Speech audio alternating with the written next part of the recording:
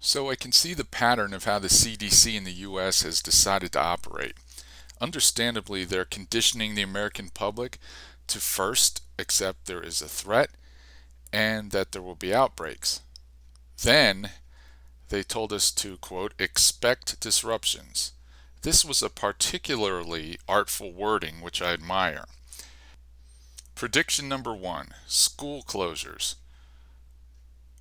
Very soon, we will have to close all schools in an outbreak area.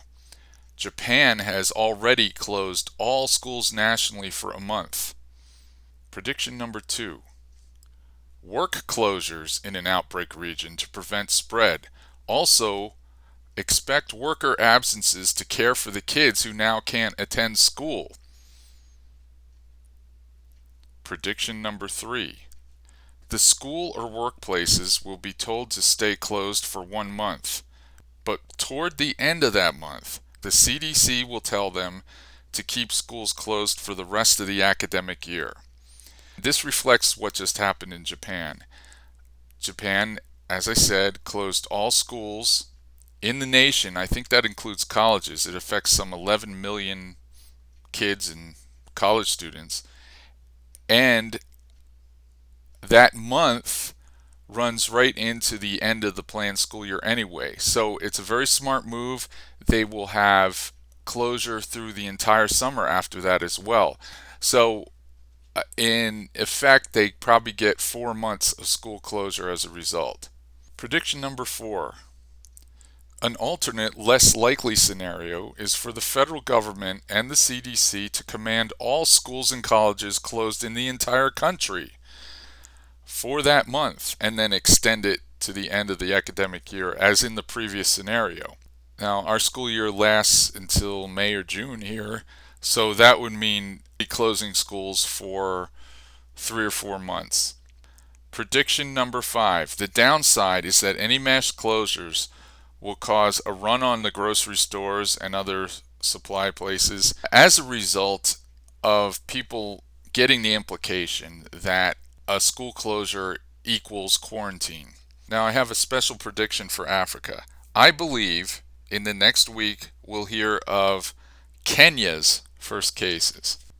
The cause will be the many people from around the world who travel there for safari vacations. Chances are that someone with the incubating virus has already visited the Serengeti as of February 29th, probably last week on a tour, and while they're there, they're spreading it to unsuspecting locals who come in contact with it. One more prediction about both the US and other countries. There will very soon be public protests concerning how the government has chosen to handle the pandemic. The protesters will be wearing personal protective equipment, such as masks, to support their point. They might also add to the protests the issues of shortages in the markets and grocery stores. Some demonstrations, unfortunately, inevitably, will lead to vandalism, violence, and mass riots. We'll see very shortly what happens with these predictions. I think they're going to come along even faster than I predict.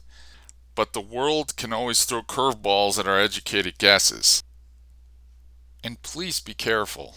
People are starting to become more aware of this problem. I just ask that you take personal precaution, not go to public events. Shop now for the groceries you need for at least a month before it really hits the fan around your area. It's going to happen. There's going to be a chain reaction coming your way, a cascade failure of our infrastructure.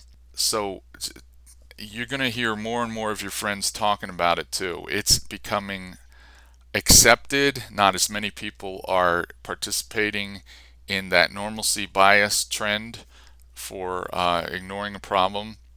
People are starting to pull their heads out of the sand, and that's a good thing. The more commonly spoken of this problem is, the more people will be able to help themselves. So please be careful. If you found this video useful, please hit the like button You can subscribe as well, that would be appreciated. Please leave your opinions and your predictions for what's going to happen. It might lead to a very interesting conversation in the comments.